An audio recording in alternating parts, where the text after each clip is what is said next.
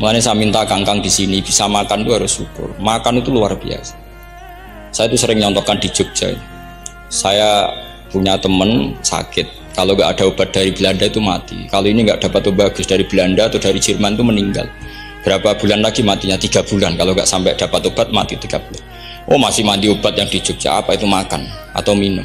Kalau orang nggak minum nggak sampai 3 bulan sudah mati. Boy orang itu mikir seperti itu. Tapi kita ini kalau obat dari Jerman, dari Belanda itu hebat. Kalau enggak kita mati sebulan lagi, 3 bulan lagi. Allah bikin obat pada kita tiap hari, yaitu kita bisa makan, bisa minum. Itu kalau sekali nggak makan 5 hari bisa mati sama. Tapi kita karena ngakan itu hal yang biasa, nak duit iso utang terus dianggap biasa. Ini kalau ulama masalah besar. Punya otak seburuk itu tuh masalah besar bagi ulama. Sehingga Allah tidak malu ketika ngendikan kulu wasrobu, tidak malu karena makan ini urgen, sangat penting. Dan Allah tidak malu meskipun Quran itu temanya kelas tinggi, biasa Allah mengatakan jong kowe iku kulu min thayyibati ma razaqnakum, kamu makanlah. Karena minum obat itu kebutuhan kita ketika sakit. Tapi kalau makan adalah kebutuhan kita sihatan wasukman, saat sakit maupun saat sehat.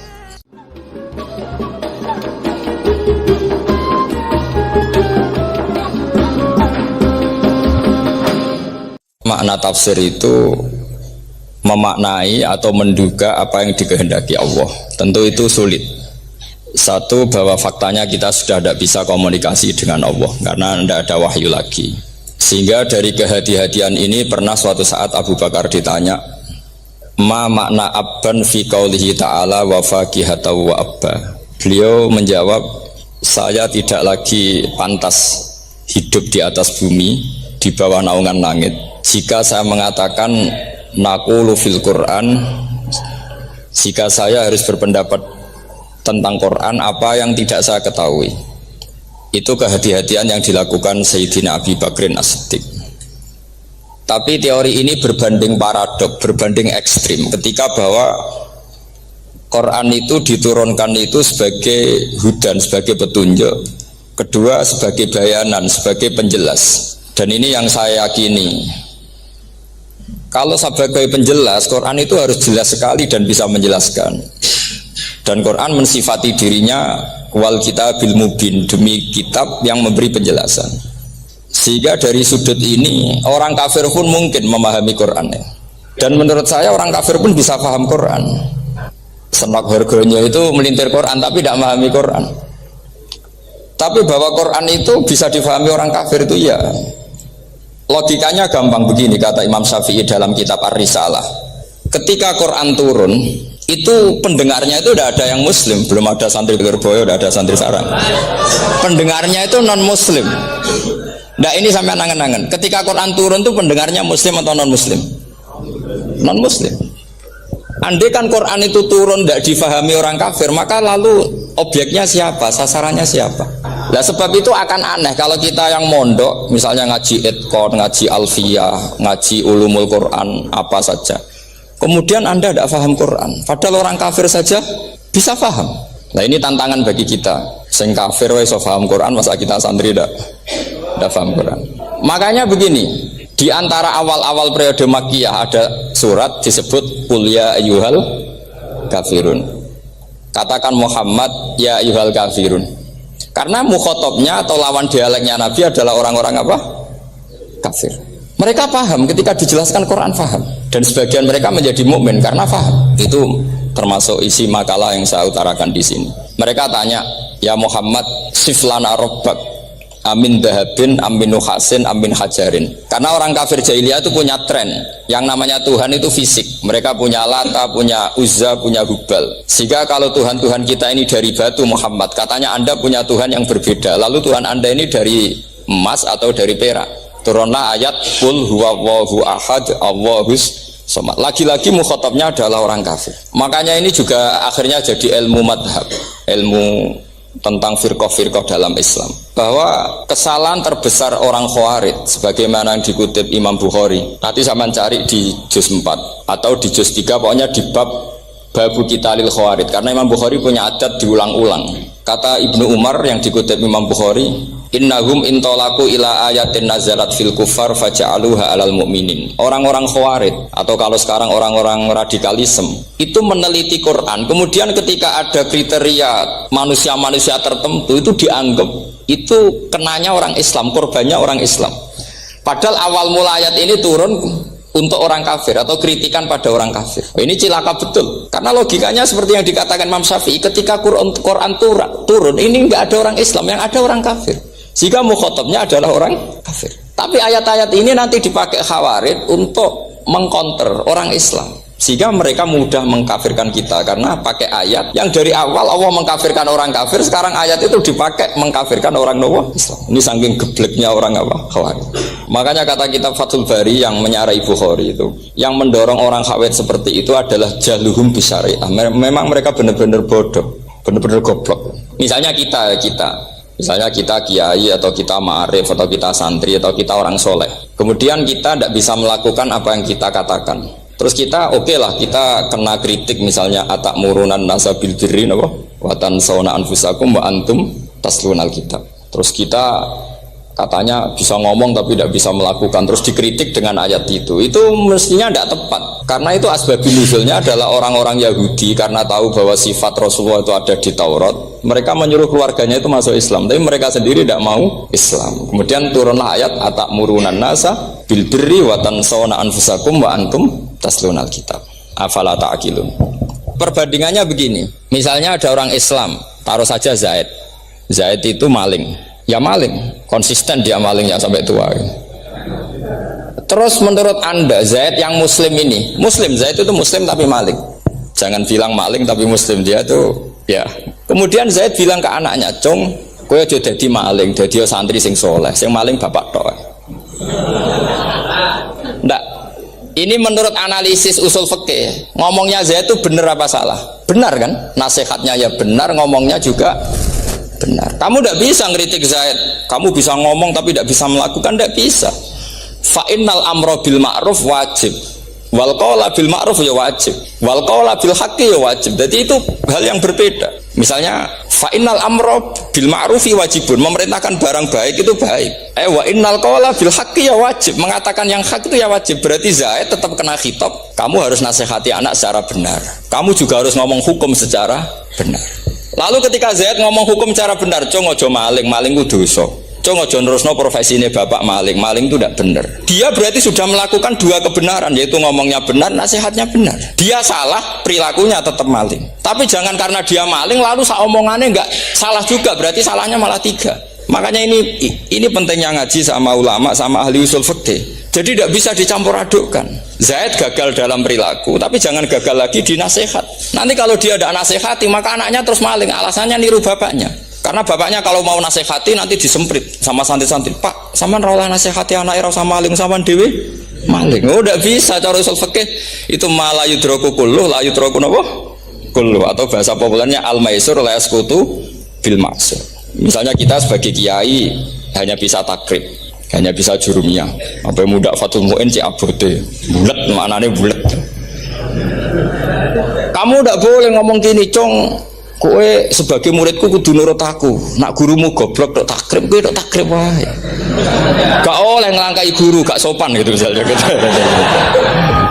Gak boleh gitu. Tetap kita ngomong, "Cung, kowe aja koyo aku, kowe kudu alim Fathul Mu'in, alim Fathul Wahab." Sama tidak bisa protes, Pak Guru sendiri tidak bisa. Kebenaran tetap sebagai kebenaran, meskipun kita tidak kuat melakukan atau tidak bisa melakukan. Lagi-lagi ayat itu sebenarnya ada untuk kita, untuk orang Yahudi, atak murunan nasa bil birri wa tansawna anfusakum wa antum taslunal kitab. Sebab itu istidlal dengan Quran itu memang resikonya tinggi kalau tidak bagi mutabakhir, karena ya itu tadi, ini harus ada pengetahuan yang luas tentang asbabun nuzul, tentang kriteria. Nah, kalau terpaksa, saya katakan terpaksa, kalau terpaksa kita itibar itu boleh, tapi itu terpaksa. Bahwa Allah mengkritik orang yang bisa ngomong tapi tidak bisa melakukan. Tapi itu secara usul fikih itu runyam, teori ini runyam sekali, fatal. Sama lihat tuh di kitab Bajuri atau di kitab-kitab fikih yang lain, ketika Shahibil Burdah atau Sahibul Bur'ah itu yang Imam Busiri itu Muhammad bin Busiri. Niku salah nama tapi kadung populer. Jadi sebetulnya Imam Busiri itu Sahibul Bur'ah bukan Sahibul Burda, tapi kadung terkenal Burda, kita ikut-ikutan apa? Burda. Imam Busiri itu ngeluh, saya ini orang yang banyak kesalahan. Di antara salah saya adalah saya bisa ngomong tapi tidak bisa melakukan. Yaitu saya ngomong misalnya orang supaya tahajud, saya tidak tahajud. Saya ngomong orang supaya sholat sunat, saya nggak pernah sholat sunat. Itu sarahnya itu yang menyarai itu kan Imam Bajuri itu yang sarah Burda. Itu mengkritik begini. Kalau Anda ngendikan itu fi ma'radi dzammin nafsi, yaitu dalam konteks Anda mengkritik diri sendiri oke. Tapi omongan Anda salah. Karena secara usul fikih fatal. Fatalnya begini. Misalnya saya nggak pernah tahajud. Ya mungkin itu nyata. Mungkin itu nyata. Apakah kemudian saya tidak boleh mengatakan at-tahajjudu sunnatun? Apa saya diwajibkan diam hanya karena saya tidak pernah tahajud, terus saya seorang kiai yang haram mengatakan at-tahajjud sunnatun? Saya harus tetap mengatakan kalau tahajud itu sunnah. Saya kalau punya santri terus saya bilang, "Cung, napas nganggur yo tahajud itu sunat." Karena mengatakan kebaikan pasti bagian dari kebaikan itu sendiri.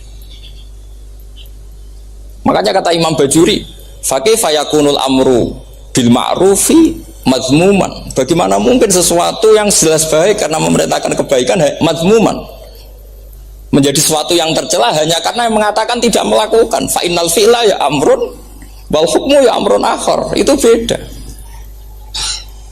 Jangan karena Anda tidak minum teh karena diabetes, terus Anda kalau ada tamu tidak disuguhi teh.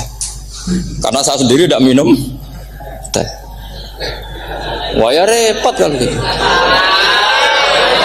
Nah itu lagi-lagi tadi orang Khawarij salah ketika mengartikan ayat yang harusnya objek kritiknya itu orang kafir, kemudian karena Quran lama sekali dibaca orang Islam sampai orang itu lupa kalau Quran awalnya turun diantaranya adalah membenahi akidahnya orang kafir, sehingga korbannya orang Islam. Itu mirip seperti cerita kita ya, santri-santri itu kalau punya musuh itu baca Hizib Nasr. Dulu pengarang Hizib Nasr itu musuhnya orang fasik, sehingga dihizib. Santri ora duwe musuh wong fasik, duwene kancane dhewe, akhirnya kancane yang kena hizib.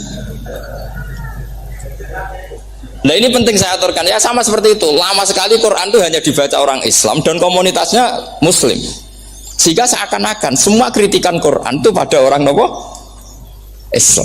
Padahal jelas Quran ada kul ya ayyuhal kafirun. Jelas mukhatabnya orang kafir. Sabda kata lakum dinukum waliyadin. Nah ini penting kalau aturakan. Makanya kalau melihat itu, Quran jelas bisa difahami orang kafir. Bahkan banyak orang kafir yang menjadi Muslim karena faham maknanya apa? Faham maknanya Quran. Itu jelas sekali. Itu masyhur sekali dialeknya Nabi dengan Walid bin Mughirah, dengan Utbah, dengan banyak sekali termasuk dengan Abu Jahal, dengan Abu Lahab. Bahkan orang-orang kafir Quraisy itu menyewa namanya Musailamah Al-Kadzab. Kalau di sini umumnya baca Musailamah apa Musailimah? Trennya di sini pakai fathah ya. Itu entah ya, nggak tahu saya yang masalah yang mana itu kan, karena memang kalau dalam ilmu riwayat itu sekali salah baca itu kasus betul, kayak Sa'id bin Musayyab atau Sa'id bin Musayyib itu ketika beliau sugeng itu kalau dipanggil Sa'id bin Musayyab itu marah besar karena maknanya Sa'id al-Musayyab itu yang ditawan. Makanya beliau bilang sayyabatni Irak wa anal Musayyib. Orang Irak mengatakan saya ini ditawan, sebenarnya saya yang menawan mereka. Tapi al-masyhur itu dibaca Sa'id bin Musayyab, padahal dia tidak mau dipanggil Sa'id bin Musayyab, Sa'id bin Musayyab. Karena nama ini penting. Pentingnya begini. Ini kata Rasulullah kalau sedang guyon, kata Nabi, "Mbok kamu itu sekali-kali mikir, kenapa saya ini diberi nama Allah Muhammad?" Ini hadis sahih di Bukhari, ada di Kitabul Adab. Banyak lah teks ini. Kenapa ya Rasulullah? Allah itu senang bingung wong kafir, kata Rasulullah. Karena Abu Jahal kalau manggil saya jadi bingung. Itu kalau orang Arab kan pasti tahu maknanya. Muhammad maknanya orang yang terpuji. Sehingga kalau Abu Lahab ngomong tuh jadi paradok. Hei orang yang terpuji, kamu bohong. Kan jadi aneh. Ya Muhammad kadzabta. Hei Muhammad kamu bohong. Kalau diterjemahkan hei orang terpuji, kamu bohong. Itu akhirnya sahabat tertawa-tawa. Karena cek pinter ya pangeran milih nama kamu ya Rasulullah. Karena ini bingungkan musuh itu.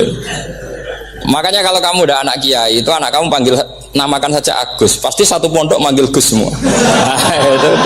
Itu aman itu. Oh itu boh yang nggak seneng tetap panggil Gus. Karena kalau untuk Gus putra kiai kan butuh di bapak kiai kan bapak kadung rakyat gitu kan. Itu ada triknya, yaitu anaknya dinamain Agus.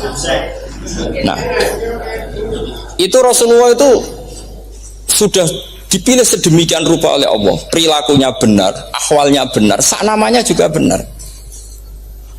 Sehingga ketika Abu Jahal Abu Lahab tahu bahwa nama Muhammad ini problem karena ini madah itu memuji. Sehingga mereka kalau mencari Muhammad tuh bilang ainal mazmum, mana orang yang tercela.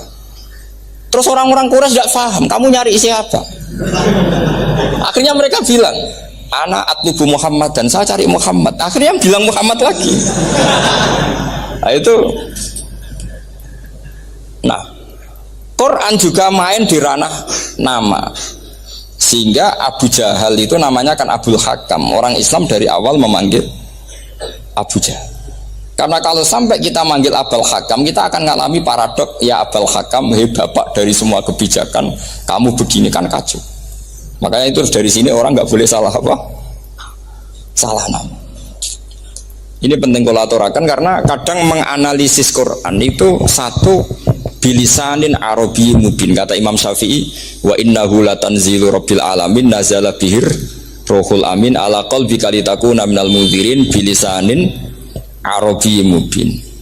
Di antara, kata Imam Syafi'i ini, di antara aturan pokok memahami Quran adalah dia malian bil Arabiyah. Dia sangat-sangat menguasai bahasa Arab. Itu masyhur dalam dialek Imam Syafi'i. Saman kalau ngaji takrib atau Fathul Mu'in, syarat sahnya tayamum lil musafir itu apa? Tolabul ma', mencari apa? Air. Sampai kalau di takrib dicontohkan, kalau di tempat atas nyari ke bawah, kalau ke bawah nyari ke atas. Imam Syafi'i ditanya, kaifa taqulu bi syartit tolab? Bagaimana Anda berpendapat bahwa tolabul ma' itu wajib untuk menjadi sahnya tayamum? Terus Imam Syafi'i faqara'a falam tajidu ma'an. Kamu pergi, kemudian falam tajidu ma'an, kamu tidak menemukan air. Terus Imam Syafi'i mengatakan la yuqalu liman lam yatlub lam yajid wa innama yuqalu lam ya'rif, katanya.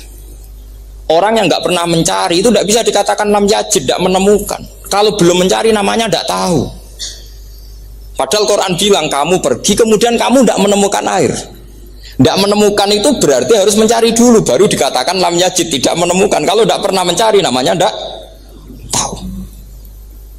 Hanya gitu tok itu jadi ilmu bahwa tolabul ma itu wajib karena Allah mengatakan falam tajidu ma la yuqalu liman lam yatlub lam yajid wa innama yuqalu lam ya'rif.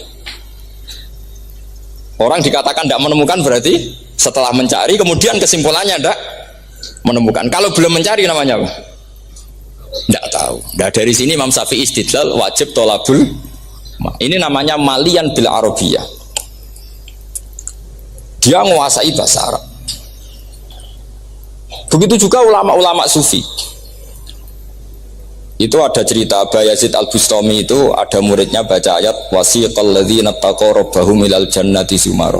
Orang-orang takwa itu digiring menuju surga. Itu dia nangis. Muridnya kaget. Ini guru saya tidak benar, ini ada cerita surga tapi dia malah nangis karena ayatnya itu digiring. Terus kata Abu Yazid, mereka itu di mana saja, masa ke surga butuh digiring? Ke surga itu kan nikmat, ngapain butuh digiring? Saya tidak mau, kata dia. Abu Yazid itu gak mau digiring ke surga, itu gak mau. Muridnya kan tambah kaget, memangnya mau neraka kan gitu pikirannya itu. Ternyata beliau jawabnya sederhana, saya pas itu sudah dekat sama Allah sehingga tidak perlu digiring. Kemudian saya sudah panitia kiamat pas itu, jadi tidak perlu digiring. Nah ini nanti penting jadi satu aturan ilmu ulumul Quran.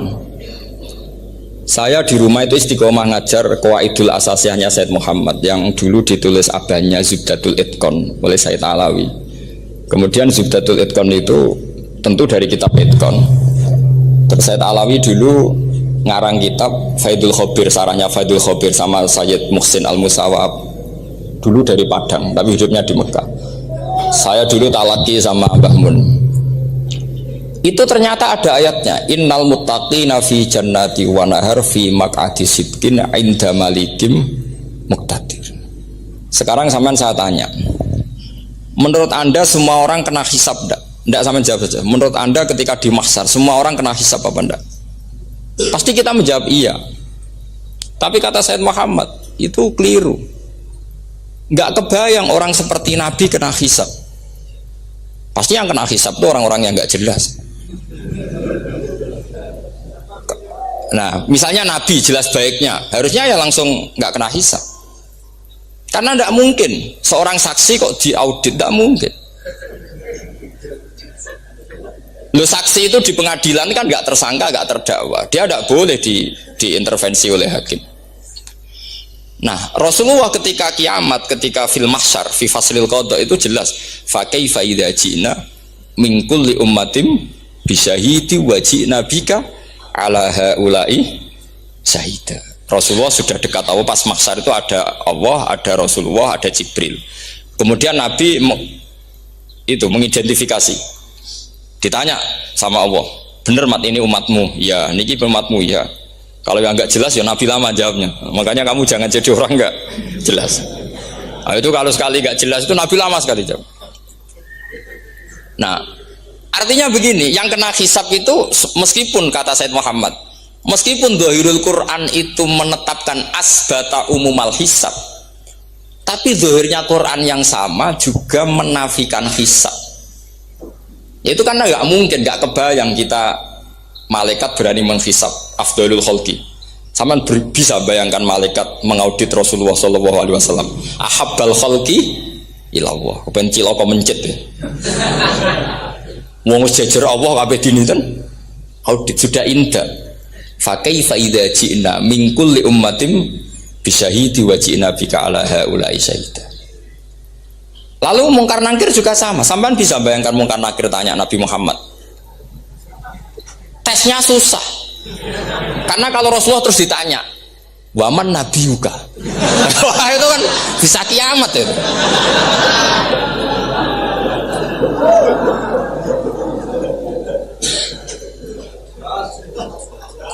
Paham ya? Makanya kata Said Muhammad, ini kan teman-teman tanya, piye carane alim tafsirnya saja, sarannya satu hafal Quran, dua hafal Sahih Muslim, tiga semua orang sudah mati, tinggal kamu yang alim. Wah itu mesti aman itu.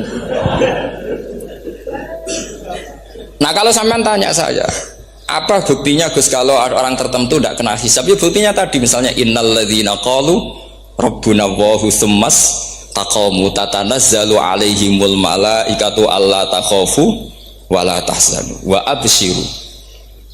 Mungkar nakir adalah malaikat penakut membawa ketakutan. Sementara para wali ini jelas malaikat kena konstitusi, malaikat harus mengatakan ke para wali alla takhafu wala tahzanu. Padahal Nabi tentu sayyidul auli. Para wali saja malaikat kena aturan, kamu harus bilang alla takhafu wala tahzanu wa absyiru. Hei para wali, kamu jangan susah, jangan gentar, kamu harus gembira. Kamu bisa bayangkan misalnya mungkar nakir bawa godok, kata orang kalau dipukul jul sak walang-walang. Kemudian kamu bayangkan si Abdul Qadir ngalami itu, Abdul Hasan Asadali ngalami itu, Abu Yazid Al Bustami. Kalau itu ngalami gitu semua, ngapain kita jadikan mursyid? Kan sama nasibnya dengan kita. Nah, Zahirul Quran mengatakan asbatal hisabah. Tapi Zahirul Quran di ayat yang lain lam yusbit al hisabah. Makanya tadi umumul Quran juga ditaksis dengan muqayyid. Yang mutlak ditaksis dengan yang muqayyad. Yang mujmal ya sama seperti itu, aturannya seperti itu, ditafsir sama yang mufassal. Sama orang kafir yang jelas, sampean bisa bayangkan malaikat ngaudit Fir'aun. Cek kurang penggaweane. Jelas eleke kok di audit. Misalnya Abu Lahab di audit, oh malaikatnya celaka mencet. Berarti dia agak percaya sama pernyataan Tuhan tabat yada Abi Lahab. Malaikat kok ngaudit Abu Lahab. Mungkin Gusti kula ceke.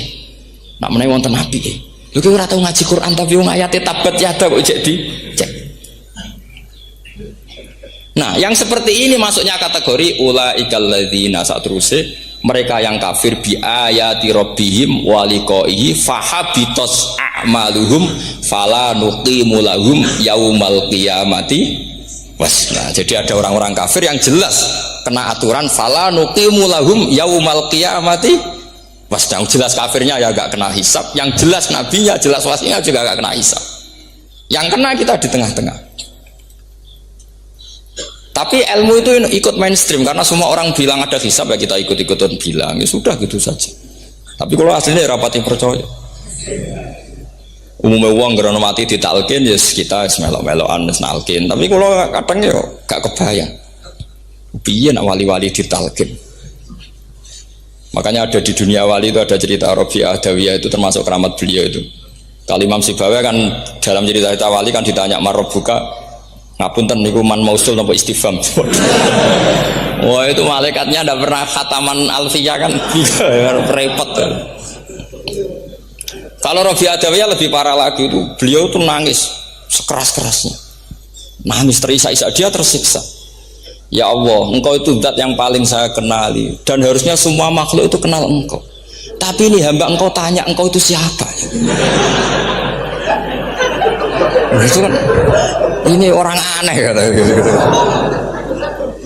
Karena Allah itu adharul dzahir kata sampai Imam Sibawi silakan a'raful ma'arif. Jadi wong ora Allah wis geblek tenan dari Imam Sibawi. Imam Sibawi kan atas nama dia pakar nahwu pertama mengatakan dhamir paling makrifat di antara 6 isim makrifat paling makrifat itu dhamir. Tapi meskipun gitu a'raful ma'arif Allah. Yang paling makrifat dari sekian isim makrifat itu Allah. Artinya satu nama yang orang harus kenal semua. Makanya di antara keramat beliau ketika ditanya, wong kok ora tau ngaji fikih men ngaji nahwu wae. Gak tahu dia ngaji carane sesuci, carane iddah to gak tahu ngaji nahwu. Terus dia tanya, "Bima fa'ala rabbuka?" Lalu Allah memperlakukan kamu gimana? Terus kata Imam Sibawi, "Ghafaroli." Allah mengampuni saya karena saya orang yang mengatakan Allahu a'raful ma'arif. Ini penting kalau aturakan. Jadi makanya kalau sampean tanya caranya ilmu alim gimana, ya satu tadi, kalau sampean masih banyak orang hidup, syaratnya kamu harus hafal Quran, hafal hadis, hafal sekian ribu hadis, hafal sekian ulumul Quran. Itu kalau masih banyak orang hidup. Kalau sudah kamu sendiri hidup, ya sudah, pokoknya isokulhu ya salim sendiri kan, nggak ada saingannya itu.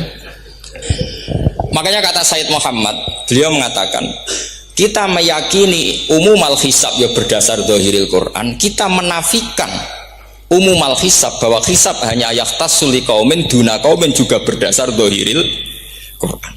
Kita percaya semua mayat ditanya mungkar nangkir ya berdasar zahiril ahadis.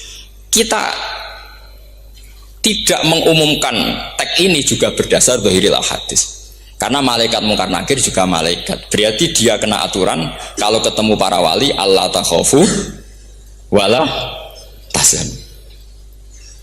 Faham sih kalau maksudnya? Ini penting kalau aturakan. Jadi makanya aspeknya sampai bisa memulai kalau ingin jadi orang alim tafsir bisa mulai dari yang mudah saja, yang fikih saja. Makanya kata Imam Ghazali, kenapa Mu'tazilah jadi segoblok itu? Karena dia tertipu oleh umumatul Quran, oleh tek-tek umum. Dia tidak tahu mukhasisnya. Padahal setiap ayat umum itu pasti ada mukhassis. Misalnya begini ya, kalau kamu maknanya fikih saja, contoh yang paling mudah familiar itu fikih ya. Misalnya kita ngaji Quran, wal mutallaqatu yatarabbasna bi anfusihinna salasata quru. Kalau orang dicerai, itu iddahnya itu 3 kali masa nopo suci. Apakah aturan iddah seperti ini hal hadhil iddah amatun likulli mutallaqatin am li mutallaqatin makhsusah? Apa ini semua mutallaqah iddahnya pasti salasata quru? Apa orang tertentu? Ya enggak, asal dia mutallaqah pasti iddahnya salah satu quru. Anda goblok, Anda salah besar. Kalau misalnya yang dicerai adalah orang hamil, iddahnya apa? Salah satu quru apa watil hamli?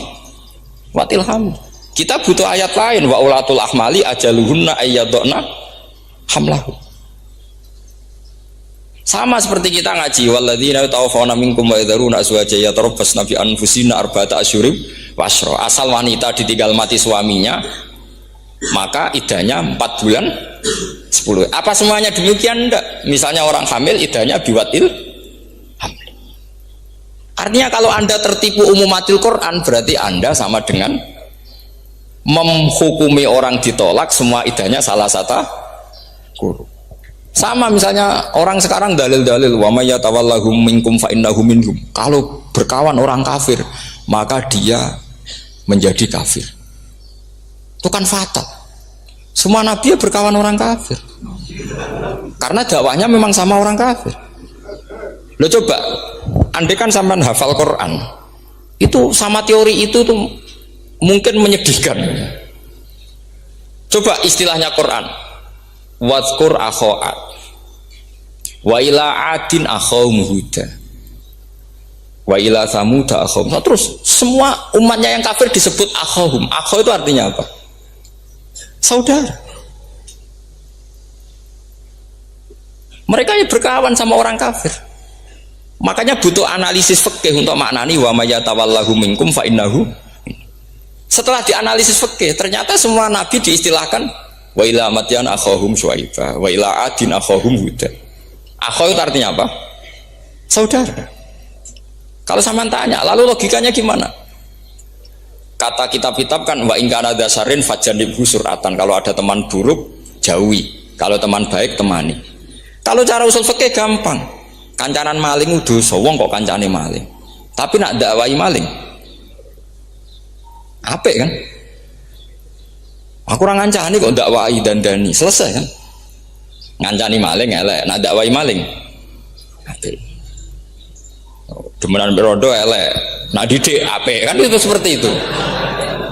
Nah, ini penting kalau aturaken. Nah di sini ini makanya NU itu punya sejarah panjang, banyak wali-wali yang jadab, yang coro zahir itu kancanan wong fasik-fasik. Orang syariat bingung, ini wali kok berteman orang fasik. Ya kalau kamu bahasakan teman ya masalah, kalau kamu bahasakan ini binaan. Enggak, sama jawab saja. Kalau dibahasakan teman masalah enggak? Masalah kan? Tapi kalau dibahasakan itu binaan, selesai kan? Sama, Nabi berkawan orang kafir itu enggak karena berkawan, itu binaan Nabi. Memang Nabi itu jadi Nabi, objeknya adalah mengislamkan orang kafir. Ya berlama-lama Nabi dialek dengan mereka, muasarah sama mereka. Bahkan Nabi diharuskan bersikap baik sama mereka. Itu yang disebut fabima rahmatim minallahi lintalahum walau kunta fadzan ghalidhal qalbi lan faddu min haul. Tapi sekarang itu orang sudah tidak pakai ilmu. Orang-orang radikalisme itu nggak pakai usul fikih. Pokoknya kalau ada ayat terjemahnya gini ya sudah, itu jadi madhab. Akhirnya kecelakaan seperti ini. Pokoknya kalau ada ayat faktulul musyrikina haitsu wajadtumuhum wa khuduhum wahsuruhum wa'udu lahum kulla marsad. Sudah hafalnya ayat itu saja. Dia tidak mau ngapalkan misalnya qatilul ladzina yuqatilunakum. Ada ayat lagi wa akhrijuhum yamin haitsu akhrajukum. Sehingga ulama kita membagi kafir itu ada harbi, kita musuhi, ada zimmi, ada muahad, ada musta'man. Itu ulama karena tahu tidak semua orang kafir itu harbi, tidak semuanya zimmi, tidak semuanya muahad, tidak semuanya musta'man. Kalau harbi oke, kita perang, kalau zimmi ya kita bina. Kalau muahad ya sesuai perjanjian kita, kompensasinya apa, MOU-nya kayak apa. Tapi apalnya mereka ayat satu tema. Nah celakanya kita yang ngaji di pondok-pondok yang katanya spesialis ingin alim tafsir, apalnya ya satu ayat juga. Wah itu kan satu ayat versus satu ayat, itu ngeri. Makanya kalau sama tanya saya, ini katanya di acara ini sama tanya gimana caranya jadi ahli tafsir, saya jawab gampang. Caranya itu apal Quran, apal hadis, terus apal ulumul Quran. Ya misalnya nadoman ya faidul khobir lah. Kalau kitab nasar ya minimal itu setengah lanya itkon lah. Kalau nggak lanya amat ya agak lanya. Karena kitab tafsir itu gampang, teorinya itu mudah sekali. Misalnya al-ibratu bi umumil lafzi la bi khususis sabab. Itu sama dengan kayak kaidah fikih. Karena kalau kaidah fikih itu Saya itu pernah dipisui kiai itu. Ini kisah nyata itu. Dipisui kiai itu pas Basul Masail. Dulu saya itu masih sering mau Basul Masail. Tadi pun pensiun pun buatan niku. Dulu saya dengan Gus Zofur putrane Bamun itu sering makili Pondok Anwar Basul Masail fikih. Tapi tidak tahu ceritanya Gus Zofur jadi dokter tafsir. Saya juga kaya tahu-tahu menekuni tafsir. Lama-lama orang itu lupa status saya yang fakih ya. Makanya saya itu ya kadang eman gitu karena ini status penting juga. Tapi status fikih itu kadang memang menyesatkan. Karena begini, itu dulu pernah ada Basul Masail itu begini. Ini kisah nyata ini. Ada desainer baju putri untuk putri, anak putri. Kemudian desainer itu menciptakan satu celana pendek misalnya, atau celana seperempat. Dengan desain ini pasti kalau dipakai itu auratnya itu kelihatan. Bagaimana hukumnya desainer ini? Apa termasuk mimman sarro'a as-sayyi'ata? Karena terjadi kasfil aurat. Apa enggak? Rata-rata kalau dia yang khusus-khusus, yang sepus-sepus, desainer itu dosa. Gara-gara tren pakaian ini mau buka aurat. Tapi saat kiai-kiai alim yang muda-muda, entah saking belingnya, entah saking pinternya, tidak tahu. Bilang begini, Pak Yai, yang didesain apa? Ya celana itu. Lalu celana itu fungsinya nutupi apa buka aurat? Ya nutupi. Lu kan lumayan urun nutupi. Kalau haramnya dicopot, lu kan malah parah itu. Bingung kayaknya. Sampai bilang gini kan, wah semanis. Itu kan makanya ini guyon ilmiah. Repotnya ngadepi orang alim muda itu kan mbok gedhingi ku ilmiah, mbok senengi fase.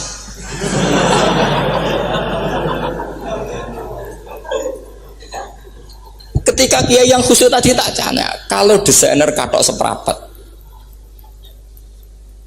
paham ya? Kita coba yang celana dalam terlalu vulgar itu, paham ya? Nggak rok sajalah, rok mini misalnya, rok selutut. Saman jangan ngeres ya, yang rok selutut misalnya. Rok selutut itu desainernya kena hukum haram enggak? Saman jawab saja. Oh haram jadi kiai sepuh karena dengan desain itu misalnya lututnya kelihatan. Tapi pertanyaannya kiai muda saya masih ingat betul, saya tanya. Lalu fungsi pakaian itu apa Pak Yai? Fungsi itu kan tetap nutupi sebagian aurat. Kalau Anda haramkan, barang haram itu harus dihilangkan. Nah, itu.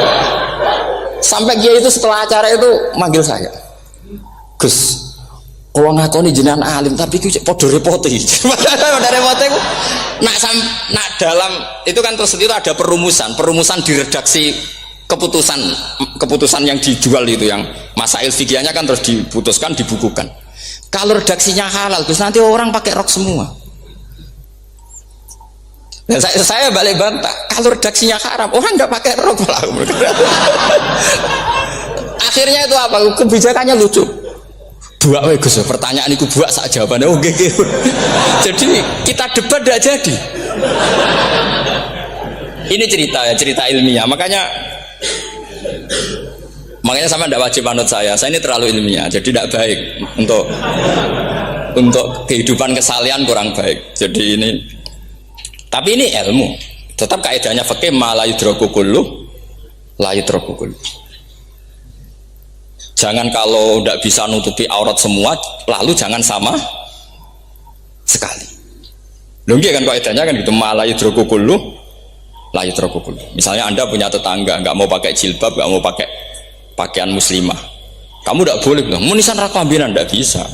Malayu trokukulu layut napa malayu trokukulu no layut troku napa.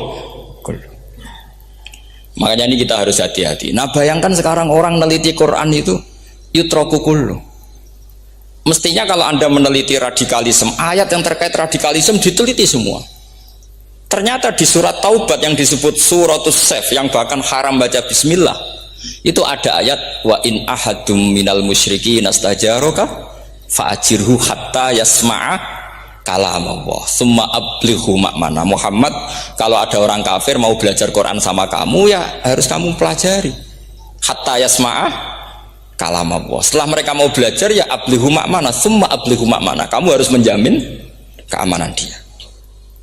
Itu di surat Taubat, termasuk akhiru suratin nazalat, gak mungkin terjadi mansuh. Tapi orang-orang ekstremis selalu pakai faqatulul musyrikin haitsu, apalan itu terus.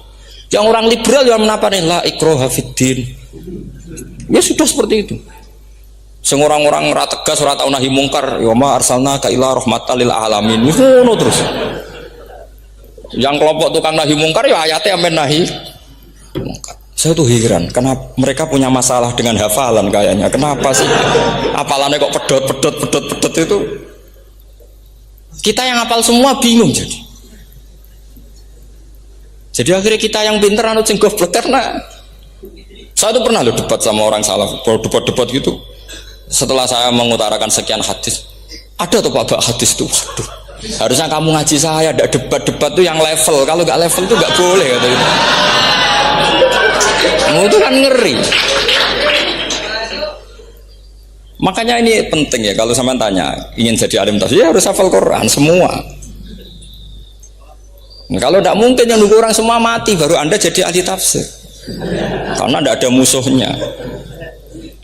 Tapi saya pastikan orang kafir pun bisa memahami Quran, yaitu tadi hatta yasma'ah kalam Allah. Sayyidina Umar tuh masuk Islam tuh gara-gara dengar adiknya baca Toha.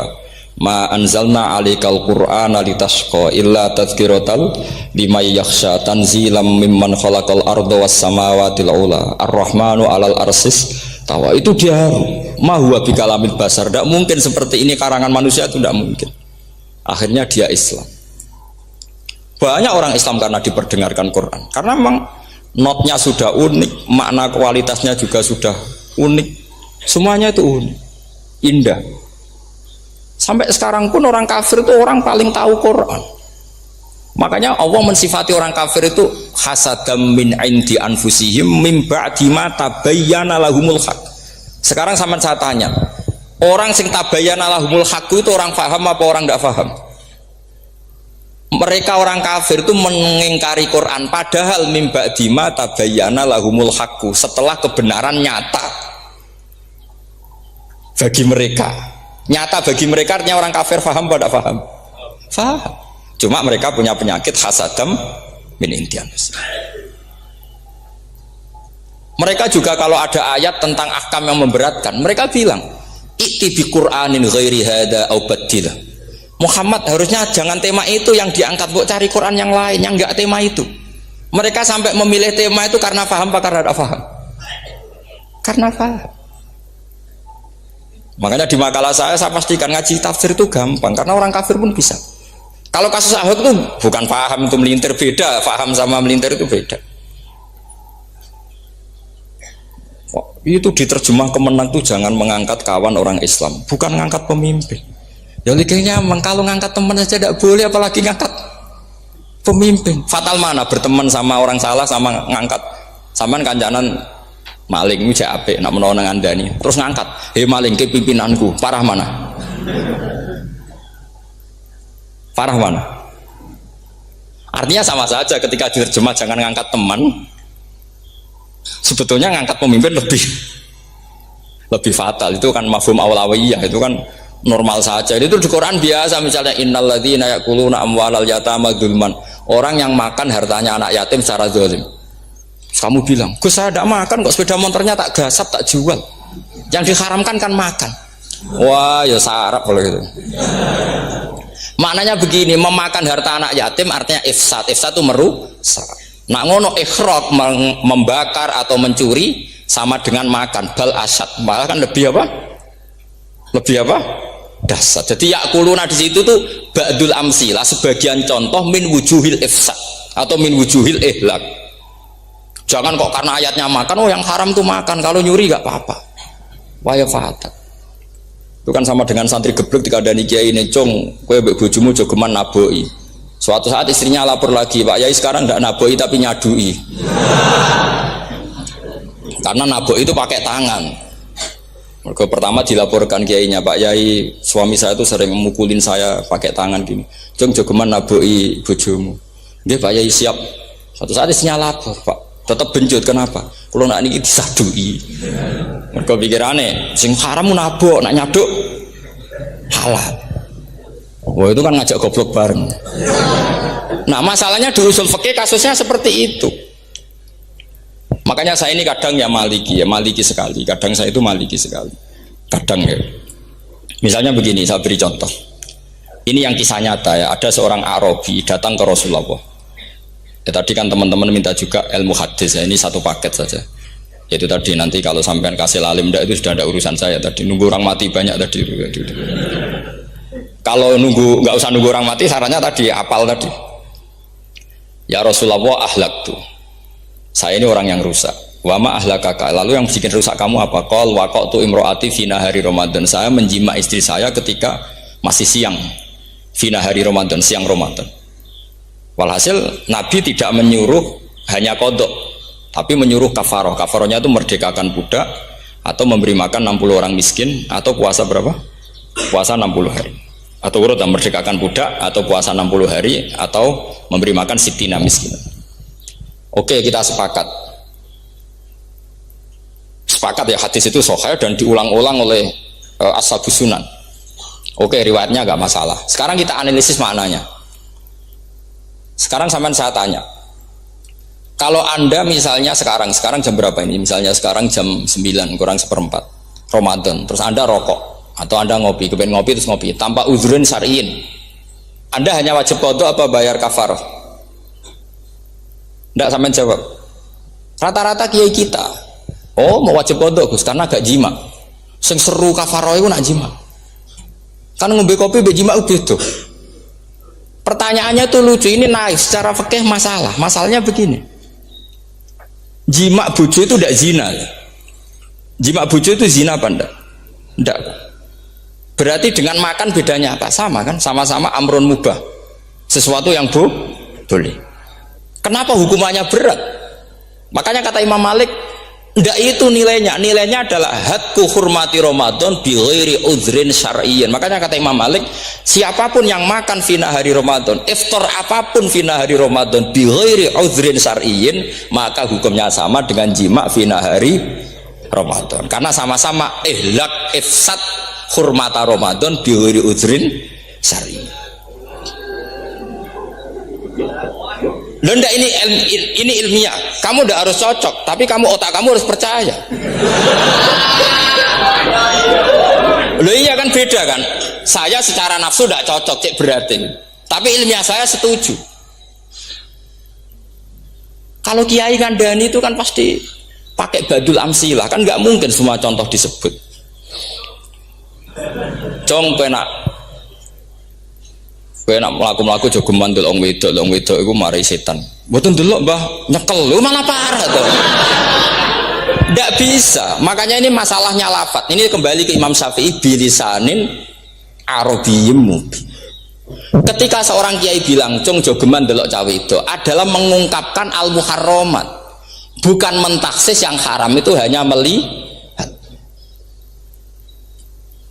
Saya ulang lagi ya, ketika seorang kiai bilang cung jogeman delok wedok sing haram, itu semangatnya adalah melawan keharaman, bukan mentaksis yang haram hanya delok. Itu di Quran normal semua, di semua lugat ya biasa. Itu kan sama seperti misalnya seorang mbah ngasih uang cucunya, cung pakai duit 100.000, cung gue tuku es. Terus gue mendingan, nah gue tuku es haram iki kan ngongkone tuku es. Lah kepen putumu mati kan nyeben 100.000 gue tuku es. Ya mulai dulu istilahnya nak bange ke ibu tuh cung 100.000 gue tuku es. Cara wong kuno. Maksudnya gue pokoknya umumnya cah cilik senane es cuma nyebut. Ya sudah seperti itu. Sama seperti Quran menghentikan begini. Ini memang salate yang fikih dulu, yang pokok-pokok. Di antara yang enggak boleh dikawin adalah wa antasma'u bainal ukhtaini illa ma qad salaf. Kamu enggak boleh menikahi Sri dan Zainab, kakak beradik. Sudah sepakat nggih? Fi nikahin wahid enggak boleh al jam'u bainal ukhtain. Jadi mbaknya kamu kawin, adiknya kamu kawin fi nikahin wahid. Tapi nak ngeduni boleh, berarti kan dengan waktu yang berbeda. Quran hanya menyebut itu. Kemudian Rasulullah zaman Sugeng itu hanya nambahi wala binal mar'ati wa ammatiha wala binal mar'ati wa kholatiha, juga gak boleh menikahi ponaan plus buliknya, baik bulik dari bapak yaitu ammah maupun bulik dari ibu disebut apa? Kholah. Kemudian ulama fikih merasa ada yang kurang, ditambahi lagi Dua perempuan yang andekan yang satu itu lelaki kok haram nikah, berarti haram jam'u fi nikahin wahid. Misalnya cucu rabibahnya boleh enggak? Enggak boleh kan? Berarti kalau sampai mengumpulkan cucu dan mbahnya fi nikahin wahid juga enggak boleh. Tapi orang yang waras itu tidak akan nyalahkan Quran ketika tidak lengkap. Wa antasma'u binal ukhtain ila ma qad sal, ini tidak lengkap. Yang haram kan tidak hanya jam'u binal ukhtain, termasuk mengumpulkan cucu dan mbahnya. Karena Quran nggak mau dengan logika tidak waras, itu tidak mau. Taruh saja orang itu rata-rata mbahnya kan umur 70 tahun, cucunya umur 17 tahun. Kebayang nggak kamu nikahi sehingga adik kan boleh bareng, mesti kamu milih bareng.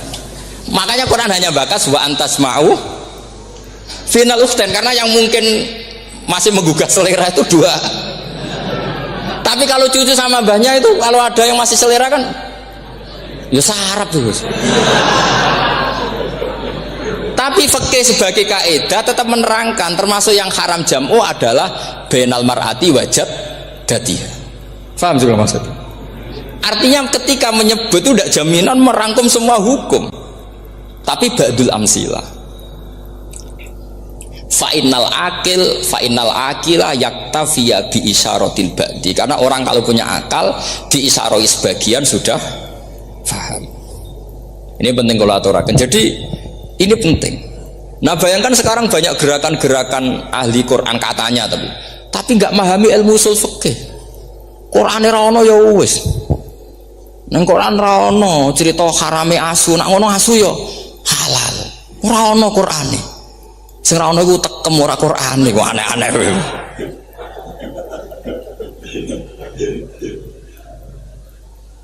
Itu kan sama. Terus sampean misalnya tadi jam 09.00 Ramadan tambah uzurin sarian terus mangan mie rokokan, itu kan melecehkan Ramadan diwiri uzurin sarian, karena melecehkan hurmata Ramadan kena sanksi separah itu. Jangan kamu terus bilang tapi Nabi hanya bilang masalah jima final Ramadan. Jima istri itu hukumnya itu tidak zina, hukumnya itu mubah, sama dengan makan. Ini cara madzhab Maliki, tapi kita alhamdulillah madzhab Syafi'i. Ya, itu masalahnya. Berhubung itu menguntungkan sami'na wa ta'na. Nah, itu. Tapi saya sendiri dalam konteks ini, saya itu ya sangat-sangat Syafi'iyah, sangat-sangat Syafi'iyah. Dalam banyak hal sangat-sangat Syafi'iyah. Tapi dalam banyak hal kadang-kadang saya ya Maliki. Ya, itu kan kalau sama tanya kenapa gitu, ya hikmahnya baca banyak saja. Karena yang Syafi'i itu ya karena bacanya hanya Syafi'i. Itu bukan fanatik, itu keterbatasan. Itu beda, ada itu namanya ada fanatik, itu keterbatasan. Itu beda sekali. Jadi kita harus ngaji yang banyak. Saya itu termasuk utang ya sama Imam Syafi'i itu baca kitab Ar-Risalah. Itu kitab yang kadang satu ulama baca sampai 500 kali. Yaitu Imam Syafi'i itu dalam kitab Risalah itu begini, ini termasuk ulumul Quran yang paling penting. Muqaddimahnya begini. Wan nasu sinfani min awalil amri. Wan nasu sinfani. Ketika Rasulullah datang membawa Quran itu manusia hanya ada dua. Al kuffar sing dari jenis ahli kitab dan kuffar dari jenis yang tidak ahli kitab. Bahkan tidak ada orang Islam zaman itu. Pertama Nabi jadi Nabi itu adakah pendengar yang Muslim? Kan tidak ada. Semuanya ahli kitab. Makanya susah kalau Quran kamu analisis korbannya orang Islam tuh, kata Ibnu Umar tuh lucu. Dulu tuh mukhotobnya tuh orang kafir, jelas kuliah ayyuhal kafir. Ya ayyuhan nasu ubudu rabbakum alladzi khalaqakum. Jelas orang kafir. Karena orang Islam nggak mungkin dikhatabi ubudu rabbakum. Makanya Imam Suyuti kalau nafsir itu ngeper ubudu rabbakum wahiduhu. Tapi kalau mukhatabnya orang Islam, dawimu alal ibadah atau dawimu alat tauhid. Karena dia tahu kalau mukhatabnya orang kafir, ubudu ya masih wahidu. Kalau sudah Islam kok dikhitabi ubudu, mudawamah alal ibadah. Itu saking alimnya Imam Suyuti. Ini saya teruskan. Kalau mukhatabnya itu orang kafir ahli kitab, itu kemungkinannya ya dua cara mereaksi Quran. Yaitu disebut lam yakunil ladzina kafaru min ahlil kitabi wal musyrikina munfakina hatta ta'tiyahumul. Jadi lam yakunil ladzina kafaru, jelas kafaru itu umum. Kemudian ditafsir kafaru itu ada yang min ahlil kitabi. Berarti kafaru yang jenis Yahudi Nasrani. Ada kafaru yang min ahlil kitab wal musyrikin. Kafaru yang jenis musyrikin, yaitu kafir Mekah. Karena cara kaidah nahwu al-atfu yaqtadi taghayyur. Kalau ada ataf pasti konteksnya beda. Jaa Zaidun wa Amrun, berarti Zaid ada Amar, Amar ya ada Bakar. Karena Jaa Zaidun wa Amrun wa Bakrun, pasti orang ini berbeda. Tidak boleh orang yang sama kamu pakai ataf. Ini sudah clear ya ini ya. Kemudian cara pandang mereka ya beda. Ketika Rasulullah mengajak tauhid, itu ahli kitab tidak masalah. Memang harusnya Tuhan itu satu. Gak masalah bagi ahli kitab. Problem bagi ahli kitab adalah Muhammad itu nabi. Itu kita nggak suka. Kalau Tuhan satu oke, tapi kalau Muhammad nabi tidak oke. Kita bisa jadi nabi, kata mereka, karena mereka merasa nasabnya sampai Ibrahim. Sementara zaman itu mereka sanksi Muhammad itu nasabnya konti, gak jelas. Ini penting kalau aturakan. Sehingga dalam konteks ini Allah menjawab ahli kitab dulu. Ini itu disebut Muhammad itu nasabnya jelas. Ini itu fihi ayatum bayinatum maqamu Ibrahim. Ini saya dengarin. Ibrahim itu jelas pernah ke Mekah. Bukti Ibrahim pernah ke Mekah adalah jejak kaki Ibrahim di makam apa? Makam mereka artinya buatan kuburan, buatan jejak kaki Ibrahim ketika bangun Ka'bah. Fihi ayatum bayinatum maqamu Ibrahim. Pun. Kalau Ibrahim pernah di Mekah, artinya beliau pernah nikah di Mekah. Paling tidak punya dzurriyyah di Mekah. Ini gua Ismail dibawa ke Mekah. Jelas ayatnya wa id yarfa'u Ibrahimul qawaida minal baiti wa Ismail. Ini dengarin ya.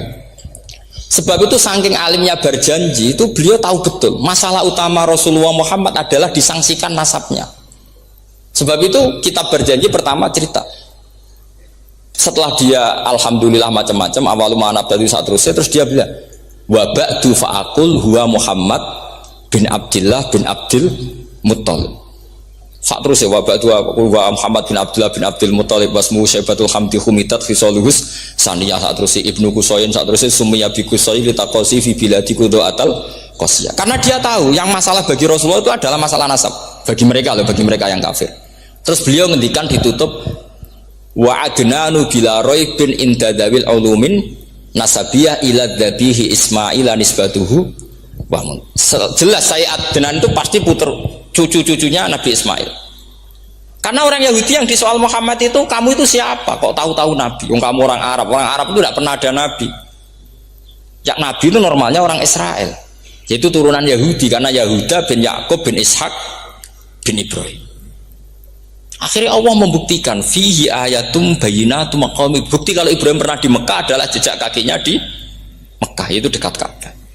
Ini jawaban Allah yang tentang ahli kitab, karena sudah jelimet. Ada ilmu ansab, ada ilmu nasab, ada polemik kitab samawi. Kalau kafir Mekah ini goblok-goblok. Ketika Rasulullah pakai teori tauhid, orang kafir Mekah itu saking gobloknya bilang gini, Muhammad, kita ini urusannya banyak, utang kita banyak, kasus saya banyak. Kok Tuhannya satu itu tidak cukup? Yaitu mereka mengatakan aja'alal alihata ilahau wahida inna hadza la syai'un ujab. Bagaimana Tuhan hanya satu? Urusan kita banyak, masalah kita banyak. Tuhan nggak boleh satu, harus banyak. Sejumlah urusan kita. Ada Tuhan BPKB, Tuhan macam-macam lah. Ada Tuhan kredit, Tuhan kas, macam-macam lah kan. Sesuai sebanyak urusan kita. Mereka tanya aja'alal alihata ilahau wahida. Masa Tuhan satu? Inna hadza la syai'un ujab. Ini aneh. Tapi Rasulullah dengan sabarnya. Kalau yang seperti ini Allah menjelaskannya beda dengan yang pertama. Karena tadi orang kafir itu bisa min ahlil kitab, bisa wal musyrikin. Lam yakunil ladzina kafaru min ahlil kitab. Ada yang wal musyrikin. Semuanya ini tidak pernah munfakina hatta ta'tiyahumul bayyinah. Mereka tidak pernah tercerabut dari pikiran mereka, dari mainstream mereka, sampai ada bayyinah. Bayyinah itu kejelasan kebenaran atau benar yang begitu jelas. Itu siapa? Rasulun minallah yatslu suhufam mutahhar. Akhirnya Nabi sabar. Saking sabarnya Nabi itu ngomong gini, ya di khalayak umum, mukhatamnya ya kafir semua. Hei saudara-saudara kami suku Quraisy, kita ini sebangsa. Nabi tanya, Muhammad, ajaran kami itu benar karena kami itu orang yang kita percaya. Tapi kali ini Anda aneh karena ngajak satu Tuhan. Itu tidak mungkin. Urusan kita banyak, satu Tuhan nggak mungkin. Tuhan harus banyak. Kita punya 3 aja kurang banyak kan, banyak punya Lata, Uzza, Hubal ya. Rasulullah dengan sabarnya ngendikan gini, hei kaumku, kalau kamu jadi pembantu, jadi buruh, Senang mana punya majikan banyak sama majikan satu. Kalau majikannya banyak itu perintahnya beda-beda. Seleranya beda. Semua harus kamu lakoni, semua harus kamu taklui karena kamu harus nurut. Wah ya repot mat kalau di majikan banyak. Oh ngerepoti mesti. Rasulullah tinggal nimpali. Tuhan kamu itu majikan kamu. Kalau Tuhannya banyak, perintahnya ya banyak. Seleranya beda-beda. Kamu bingung nggak? Wah ya bingung mat. Ya udahlah mat satu aja. Akhirnya mereka masuk Islam. Nah itu disebut Nabi itu fatona, punya kecerdasan artikulatif. Kalau menjelaskan itu masuk akal. Nah itu disebut dorobawahu matalar rojulan fihi syuraka'u mutasyakisuna wa rojulan salamal birrojul hal yastiawiyani masalah alhamdulillah. Nah ini penting. Allah membuat satu perumpamaan bagaimana ada satu pembantu yang punya majikan banyak yang berbeda-beda seleranya, berbeda-beda perintahnya dengan kalau hanya satu majikan. Apakah sama? Mereka jawab tidak sama, enak punya satu majikan. Begitulah Tuhan kamu harusnya satu. Jadi artinya gini, kalau kamu ngaji ulumul Quran kamu harus tahu ini khitab ke kafir. Kafir yang mana? Ahli kitab atau kafir yang musyrik? Nah sekarang tidak tahu lagi, pokoknya kafir. Makanya kalau orang berdebat dengan mereka itu tidak goblok meneh. Waduh. Makanya sama tidak usah ketularan goblok sing pun gimpun sing wis goblok ora usah ditambahi mun kathah dan ini pun. Ya karena kita ngaji jelas Qur'annya kan lam yakunil ladina kafaru itu masih ada min lil bayaniyah atau min lil bayanil jinsi. Kafaru itu sapa? Siji min ahlil kitab, dua kafaru sing wal musyrikin. Dua-duanya tidak pernah munfakina hatta ta'tiyahumul bayinah. Mereka tidak akan tercerabut dari pikirannya sehingga ada bayinah. Bayinah itu siapa? Rasulun minallah yatslu sufam. Nah, ketika Nabi menjelaskan asal usul nasabnya bahwa Sayyid Adnan itu ila Ismail, Ismail jelas putra Nabi Ibrahim. Mereka terus baru iman karena ada fihi ayatum bayinatum maqamun apa? Ibrahim. Karena kalau sampean iskal misalnya saya iskal dengan ini kan malah membingungkan. Kalau kamu terkenal pinter iskal kita goblok. Nah wis pinter kok iskal itu jadi saya niru ilmunya Abu Nawas. Abu Nawas sudah bisa pidato, nggak bisa pidato. Suatu saat dipaksa pidato sama khalifah itu. Hei para hadirin, kamu pinter apa goblok? Lah mereka pinter, mau ngandani wong pinter, terus pinter kok jangan ngandani gitu. Akhirnya hadirin itu kan karena seneng sama Abu Nawas itu seneng. Ya sudah Abu Nawas, kalau gitu kita goblok. Aku mau mengambil wong goblok. Akhirnya terus wassalamualaikum warahmatullahi wabarakatuh. Jadi itu Abu Nawas juga bisa pidato, tapi dia tahu saja caranya menyelesaikan masalah. Jadi itu Abu Nawas. Jadi ya orangnya kacau tapi cerdas itu, makanya jadi guyonan. Sebenarnya Abu Nawas itu figur yang nyata, tapi tidak senaif yang diceritakan orang-orang di anekdot itu. Nah, beliau itu orang soleh ketika era Harun ar-Rasyid. Tapi ya tadi karena banyak cerita yang macam-macam. Abu Nawas itu makanya ini cerita anekdot. Jadi riwayatnya agak jelas tapi lucunya jelas. Jadi dia itu mangkel punya tetangga profesor ahli astronomi. Adiknya itu mau iso omong tok. Abu Nawas mau pinter molak-malik omong kan masyhur itu dia cerita hari Senin tanggal sekian lihat Abu Nawas di alun-alun mau terbang. Orang lihat semua itu Abu Nawas itu ya sudah di podium ya gitu-gitu dok. Kok nggak mau terbang-terbang? Ya mau itu ya tidak. Wassalamualaikum warahmatullahi wabarakatuh. Yang bilang Abu Nawas terbang siapa? Abu Nawas mau terbang. Yang namanya mau itu ya tidak. Pernah dia itu lomba sama Harun ar-Rasyid. Siapa paling banyak pengunjung rumahnya di alun-alun? Harun Rasyid bikin khemah, dia bikin khemah. Tentu cerita ini bohong. Yakini ini bohong. Makanya bohong tenang. Makanya ini anekdot hanya guyonan. Harun Rasyid karena dia raja itu ada apel, ada makanan macam-macam. Ya tentu pengunjungnya banyak. Batas akhir itu penilaian jam 12 malam. Abu Nawas tenang, satu pun nggak ada pengunjung, nggak ada makanan, nggak ada apa. Pas jam 12 rumahnya dia, kemahnya dibakar. Orang ke dia semua. Dit menang dia karena jumlahnya. Bahkan Harun Rasyid itu datang ke kemahnya dia. Karena lombanya kan pengumpulan massa terbanyak dit jam 12. Harun Rasyid pikirannya santri ya guys, sugoi jajan nggak mesti teko, pikirannya gitu. Abu Nawas pikirannya beda, jenis ono kebakaran pasti datang. Wes dihitung biaya khemah sama hadiahnya banyak hadiahnya. Yang ahli falak ini punya ilmu yang rasional, yang pinter sekali. Dia ilmuwan bahwa bumi itu bulat-bulat. Nah saya lagi tren meyakini bumi flat, itu ya kacau nih. Gara-gara penjelasan sing sepihak. Niku wong nganggur. Lah wong ilmuwan kok sentimennya perkara wedi dhuwit. Enggak boleh ilmuwan menyebut sentimen apa? Uang. Akhir bumi itu bulat-bulat. Jadi kalau Anda jalan ke timur terus nanti ke titik yang sama. Abu Nawas paham karena dia memang enggak ahli sains gitu. Suatu saat si profesor ini kemalingan, malingnya melayu ngetan. Minta tolong sama Abu Nawas, kejarlah maling itu. Kemana? Ke timur. Dia ngejar ke barat. Ditanya sama profesor, saya udah bilang larinya maling itu ke timur, kalau ngejar ke barat nanti ketemu di titik yang sama. Akhirnya profesornya ngerti, oh ngenyek tuh. Jadi, nah khawatir saya nanti kalau santri-santri tidak pinter ilmu, terus pilihannya ilmu kayak Abu Nawas, jalan pintas tadi. Karena belajar falak jelimet, belajar faraid apa? Jelimet, ada aul, ada roh, terus semua ada masalah yang ruwet-ruwet, terus akhirnya mau olah bicara. Ini musibah, inna lillahi wa inna ilaihi raji'un. Itu tidak boleh. Quran tidak mengajarkan itu. Quran tetap mengajarkan ilmu meskipun ada nilai seninya. Ya tadi nilai seni tadi misalnya Allah mencontohkan darabawu masalah rajulan fihi syuraka. Terus kedua uniknya Quran itu begini. Setelah dipikir itu nyata-nyata lebih detail. Misalnya begini, ketika Allah mencontohkan ba'udah itu nyamuk. Itu orang-orang kafir itu bilang gini, ya Muhammad, Tuhan Anda kehilangan stok ilmiah. Sehingga contoh itu enggak yang dahsyat tapi sekedar nyamuk. Wong nyamuk kok digawe contoh. Mbok ya contoh itu dinosaurus, tak jerapah, tak apalah yang keren itu. Mosok contoh apa? Ya. Terus Allah menjelaskan innallaha la yastahi ayyadriba apa? Matsalam ma. Contoh apa saja? Apa saja itu ditafsiri ba'udatan fama fawqaha, entah itu nyamuk, fama fawqaha atau yang di atasnya nyamuk. Maksudnya di atasnya itu filkillah atau fisighor atau yang di atas nyamuk. Yang lebih kecil ketimbang. Sekarang saya contohkan kata Rasulullah, contoh yang kecil saja. Enggak usah bikin nyawa, enggak usah, itu terlalu mustahil. Seorang pemahat patung, kamu pesen, Pak, aku gak eno patung gajah, mesti muni sanggup. Muni, Pak, gak eno patung gajah, ukurannya ya semestinya gajah.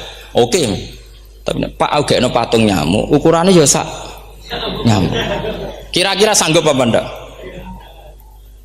Artinya ketika Allah gawe nyamuk itu lebih sulit ketimbang gawe gajah, apa lebih mudah? Lebih sulit. Karena nyamuk yang sudah kecil, dia punya alat kelamin terus seberapa juga? Alat kelaminnya juga tetap harus ada lubangnya, terus seberapa juga? Temen saya malah ada yang cangkem elek bilang gini, lalu ya punya kuman, kumannya seberapa? Nah ini pentingnya ngaji akal. Kamu jangan hanya bilang, wow dinosaurus, jerapah, seru nyamuk. Nah karena orang sudah ada itibar dengan nyamuk, didatangkanlah nyamuk banyak. Sebenarnya nyamuk banyak itu mergo mangkel, gak diperhatikan itu. Makanya terus. Nah ini saya tahadus binemat. Istri saya itu sering protes. Istri saya kalau manggil saya Gus karena orang Jawa Timur itu sama-sama jagongan itu, saya itu tidak pati sering digigit. Namun ya digigit tidak sesering sampean, itu jelas. Terus saya tanya, Gus punya doa apa? Kenapa tidak pati begitu digigit nyamuk? Saya bilang karena saya sudah tahu hikmahnya nyamuk. Jadi harusnya dia sudah tidak nyerang saya, kata saya itu. Makanya ini ijazah, agak mandi salah sampean itu. Karena tadi logika yang terbangun gitu. Kalau Allah bikin gajah, melubangi belalai gajah itu masih masuk akal. Bahkan saat kita bikin patung masih bisa. Tapi kata tadi nyamuk itu sudah kecil, harus punya usus, harus punya alat kelamin, harus punya telur. Telurnya juga detail lagi. Ini disebut innallaha la yastahyi ayyadriba matsalam ba'udah. Sehingga ba'udah di mata ahli tafsir, di mata ulama ini contoh yang luar biasa. Tapi di mata orang-orang yang nggak seneng mikir, kok terima nyamuk itu. Makanya saya minta kangkang di sini bisa makan itu harus syukur. Makan itu luar biasa. Saya itu sering nyontohkan di Jogja. Saya punya teman sakit. Kalau nggak ada obat dari Belanda itu mati. Kalau ini nggak dapat obat bagus dari Belanda atau dari Jerman itu meninggal. Berapa bulan lagi matinya? 3 bulan. Kalau nggak sampai dapat obat mati 3 bulan. Oh masih mandi obat yang di Jogja, apa itu makan atau minum? Kalau orang tidak minum tidak sampai 3 bulan sudah mati. Boy orang itu mikir seperti itu. Tapi kita ini kalau obat dari Jerman, dari Belanda itu hebat. Kalau enggak kita mati sebulan lagi, 3 bulan lagi. Allah bikin obat pada kita tiap hari, yaitu kita bisa makan, bisa minum. Itu kalau sekali nggak makan 5 hari bisa mati sama. Tapi kita karena ngakan tuh hal yang biasa, nak radu duit iso utang terus yang kebiasa. Ini kalau ulama masalah besar. Punya otak seburuk itu tuh masalah besar bagi ulama. Sehingga Allah tidak malu ketika ngendikan kulu wasrobu, tidak malu karena makan ini urgen, sangat penting. Dan Allah tidak malu meskipun Quran itu temanya kelas tinggi, biasa Allah ngitakan jong kowe iku kulu min thayyibati ma razaqnakum, kamu makanlah. Karena minum obat itu kebutuhan kita ketika sakit. Tapi kalau makan adalah kebutuhan kita sihatan wasukman, saat sakit maupun saat sehat. Nah, kalau Anda dengan kualitas ini, ketika Allah membicarakan makanan itu Anda akan respect sama Allah karena memang ini urgen betul. Tapi kalau Anda cara berpikir gini, hanya cari goro ibal ilmu yang aneh, yang seru, kamu baca ayat itu akan menjadi biasa-biasa saja. Dan itu masalah bagi mahabbah Anda pada Al-Quranul Karim. Ya, saya kira demikian. Assalamualaikum warahmatullahi wabarakatuh.